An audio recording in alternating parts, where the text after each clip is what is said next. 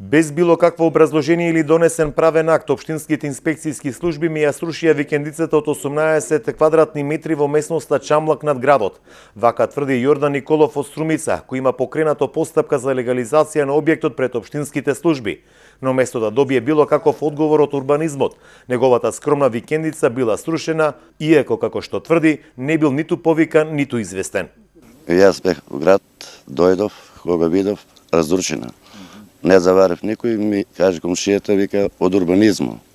Како не најавен, јас, он може да дојде, треба да бидам најавен, известен, нема никаква забрана, нисам имал, се по правилото документи поднесено, постапката е покренена од 2011, имам и документи, се лаборат направено барење, што треба сите документи, нотарски заверено, се.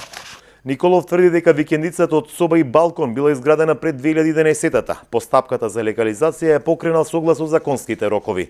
До општинските служби поднел и геодетски елаборат, но оттаму ниту добил позитивно, ниту негативно решение за неговото барање за легализација.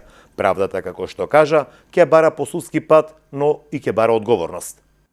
Сакам правдата да излезе на правдини. Ќе поднесам представка за Скопје, да дојдат да проверат како што се работи во Струмица, во урбанизмот. Ако сум крив, ќе се одговарам, ако не, нека одговара некој друг.